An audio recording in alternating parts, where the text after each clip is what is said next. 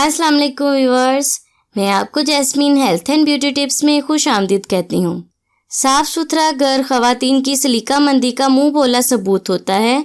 खवातीन चारपाइयों, तख्त और बेड पर खूबसूरत चादरें बिछाती हैं, मगर बाज़ औक़ात बड़ों की गलती या बच्चों की शरारत की वजह से रेशमी चादरों पर स्याही के दाग लग जाते हैं। स्याही के निशान चादरों की खूबसूरती पर धब्बा होते हैं। इसके अलावा कपड़ों पर भी स्याही के धब्बे लग जाते हैं। रेशमी चादरों और कपड़ों में से स्याही का धब्बा ख़त्म करना इंतहाई मुश्किल काम है, मगर अब ख़वातीन के मुश्किल भी आसान हो जाएगी। आज मैं आपको रेशमी चादरों और कपड़ों से स्याही का धब्बा ख़त्म करने का बेस्ट टोटका बताऊंगी। इस टोटके की बदौलत रेशमी चादरें बिल्कुल साफ़ सुथरी और नई जैसी हो जाएंगी। इससे पहले कि मैं आपको इसके इंग्रेडिएंट्स के बारे में डिटेल से बताऊं, आप प्लीज़ मेरे चैनल को सब्सक्राइब करें और साथ में लगे घंटी के आइकन को दबाएं ताकि मेरी डेली आने वाली वीडियो की नोटिफिकेशन आपको सबसे पहले मिल सके।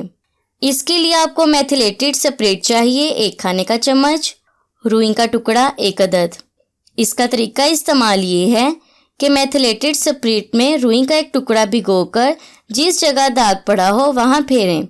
सिर्फ 2 बार फेरें और हल्का सा रगड़ें भी, दाग का उसी वक्त खात्मा हो जाएगा।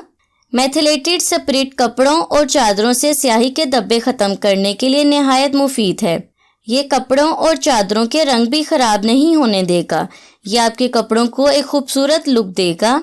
अक्सर ऐसे होता है कि रेशमी चादरों, पर्दों और कालीन पर दाग पड़ जाते हैं, चाय गिर जाती है या चिकनाई के दाग लग जाते हैं या धूल मट्टी लग जाती है।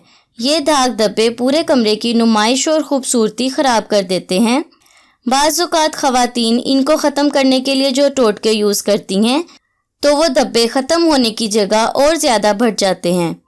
मेरा आज का बताया गया ये टोटका इन धब्बों को गारंटी से ख़त्म करके आपकी टेंशन ख़त्म करेगा और आपकी चादरों, पर्दों और कालीन को नया बना देगा।